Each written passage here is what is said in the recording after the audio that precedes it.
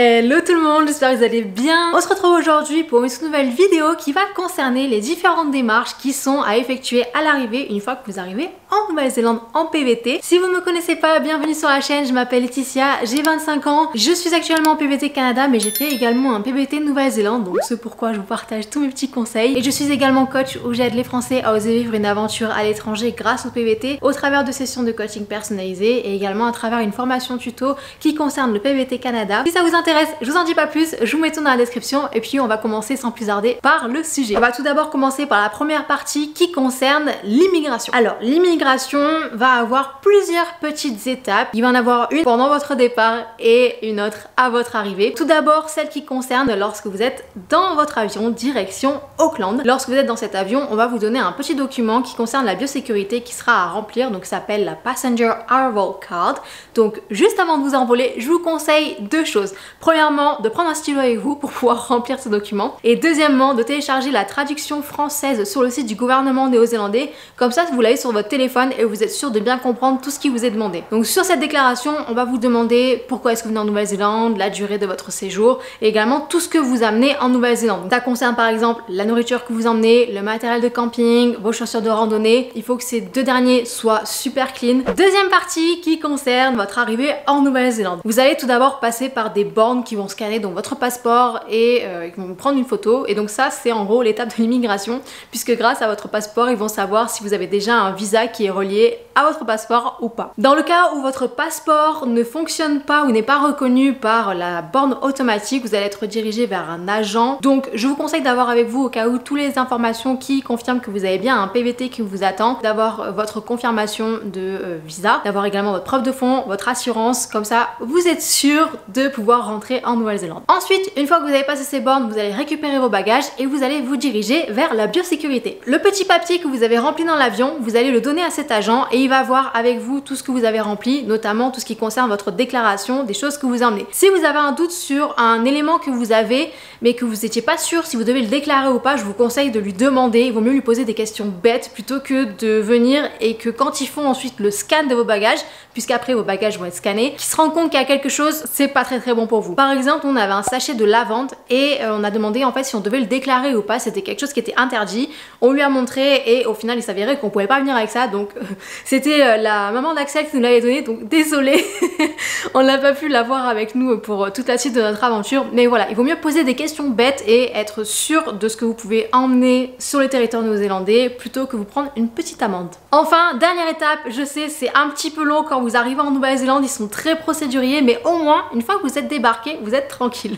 Donc quand vous avez passé l'agent de la biosécurité, vos bagages vont passer au rayon X. Alors attention, c'est pas du tout la même fouille que quand vous arrivez dans l'aéroport et vous faites le contrôle de la sécurité. Vraiment, vous posez juste vos bagages, vous sortez rien du tout et eux ils vont tout scanner dans leur laser X. Et une fois que votre bagage a été scanné et que rien de compromettant a été trouvé, vous pouvez sortir de l'aéroport et profiter de votre aventure en PVT. Qu'est-ce que l'on doit faire une fois que l'on arrive sur le sol néo-zélandais? Tout d'abord, vous devez demander votre numéro IRD, donc le Inland Revenue Number. C'est un numéro d'identification unique et personnel qui est obligatoire d'obtenir si vous voulez travailler en Nouvelle-Zélande. Donc c'est une démarche qui est simple et gratuite. Sachez qu'il est impossible de faire votre demande de numéro IRD depuis la France puisque vous devez être en Nouvelle-Zélande et avoir activé votre visa pour pouvoir effectuer cette demande. Pour ce faire, vous allez devoir vous rendre sur le site du gouvernement et renseigner les différentes informations. Donc je vous conseille d'avoir avec vous votre passeport, votre New Zealand Application Number, donc c'est un numéro qui se trouve dans votre email d'approbation de votre visa pour la Nouvelle-Zélande, votre numéro fiscal français, votre adresse en Nouvelle-Zélande. Donc vous pouvez mettre une adresse qui est temporaire, donc par exemple l'adresse de votre auberge jeunesse, l'adresse de votre Airbnb.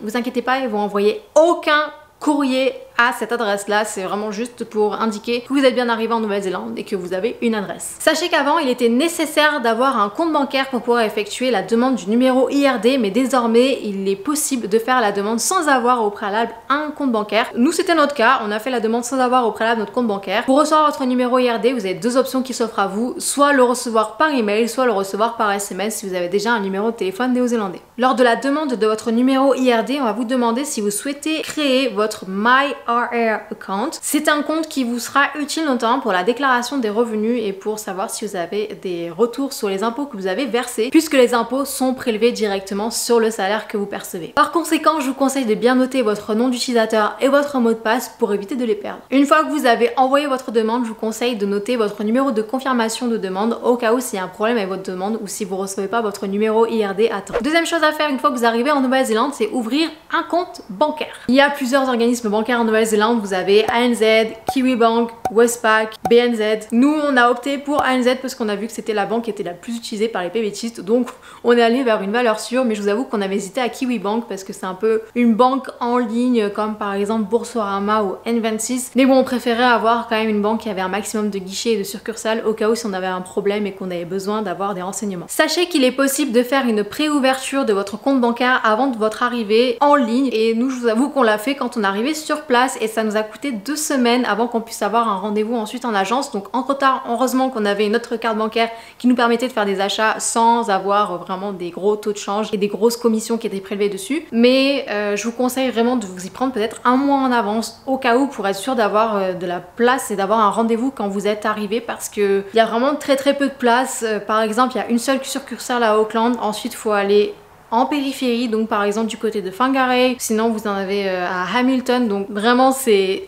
pas très pratique, je dirais. Mon conseil serait vraiment que vous y preniez en avance. Les documents qui sont nécessaires pour effectuer la finalisation de l'ouverture de votre compte bancaire sont votre passeport, votre PVT et un justificatif de résidence en anglais. Vous pouvez justifier par exemple avec ANZ votre adresse à l'étranger via divers documents. Donc vous avez par exemple facture, relevé au document de compte bancaire, lettre d'immigration de Nouvelle-Zélande, contrat de location signé et daté, notification ou demande d'immatriculation du véhicule. Pour ANZ, ils acceptent les documents qui sont datés de moins de 6 mois. Donc nous, on n'a pas cherché à comprendre, on a fait une justification de notre adresse à l'étranger grâce à notre acceptation de PVT. Vu qu'il fallait une adresse dessus, au début on voulait prendre l'attestation d'assurance, mais il n'y a pas l'adresse qui est mentionnée sur cette attestation là, donc c'est pour ça qu'on est parti sur la validation de notre PVT et clairement ça a été accepté. En tout cas, encore une fois, sachez que c'est comme pour le numéro IRD, ils n'enverront aucun document par voie postale, donc l'adresse que vous allez renseigner en Nouvelle-Zélande n'a vraiment aucune valeur si ce n'est juste pour vous créer un dossier. Puisque oui, vous allez devoir renseigner l'adresse en Nouvelle-Zélande, mais vous pouvez renseigner également une adresse temporaire, il n'y a aucun problème. En Nouvelle-Zélande, vous avez deux types de cartes, vous avez les cartes de débit et les cartes de crédit. On va plus se focaliser sur les cartes de débit parce que les cartes de crédit sont des cartes qui vous permettent de demander des prêts.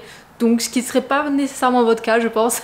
Donc pour la carte de débit, vous avez tout d'abord la carte FPOS ATM, donc c'est l'équivalent, je dirais, de la Visa Electron en France. Et vous avez comme deuxième carte la Visa ou Mastercard débit, donc je dirais c'est plus l'équivalent de la carte de crédit en France. La principale différence entre les deux, c'est que l'une permet de payer sur internet et l'autre non. Donc je pense que vous avez deviné, celle qui vous permet de payer sur internet, c'est la Visa ou Mastercard débit. Au niveau de la téléphonie mobile, en Nouvelle-Zélande, la data et la téléphonie mobile, ça coûte plutôt cher, donc ce que je vous conseille de faire, c'est de garder votre numéro de téléphone français au moins pour la data et de prendre un numéro de téléphone néo-zélandais d'une carte prépayée, comme ça vous pourrez être contacté par les entreprises au cas où si vous voulez travailler en Nouvelle-Zélande, et notamment pour renseigner aussi un numéro de téléphone pour les différents formulaires que vous avez à remplir pour le numéro IRD, et je crois que c'était aussi demandé pour la banque. Pour notre part, on a pris le combo carte SIM prépayée plus un abonnement de téléphone qui était sans engagement, donc c'était juste pour un mois et ensuite on pouvait le renouveler, le recharger si on voulait. On a été chez Spark, notre carte SIM avait coûté 5 $ et ensuite l'abonnement était de 20 $,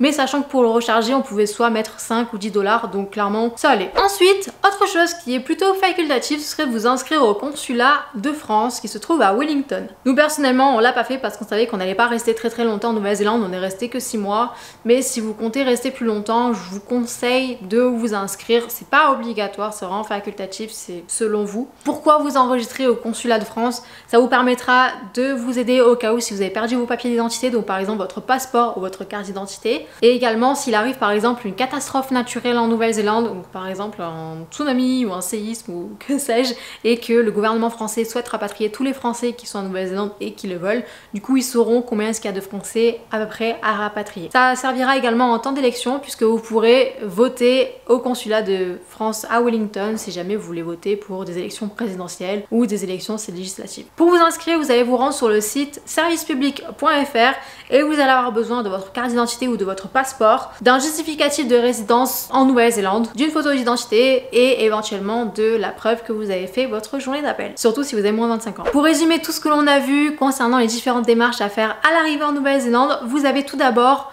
l'immigration, donc vous avez une déclaration de voyageur à effectuer avant votre départ, puis remplir un formulaire concernant la biosécurité lorsque vous êtes dans votre vol direction Auckland, et enfin passer l'immigration et l'agent de la biosécurité lorsque vous atterrissez à Auckland. Ensuite, vous allez devoir demander votre numéro IRD, puis ouvrir un compte bancaire. Je vous conseille également d'ouvrir un abonnement téléphonique au cas où pour être contacté par les entreprises néo-zélandaises quand vous voudrez travailler, si vous souhaitez travailler, et éventuellement, si vous le souhaitez, c'est facultatif, vous inscrire au consulat de France. Voilà les amis, c'est tout pour cette vidéo, j'espère qu'elle vous aura plu. C'est le cas, n'hésitez pas à mettre un petit pouce bleu, à me dire en commentaire si cette vidéo vous a été utile, à vous abonner également à la chaîne et à activer la cloche pour les notifications pour être alerté à chaque sortie de nouvelles vidéos. Et également me rejoindre sur Instagram où je partage désormais mes aventures au Canada à nouveau.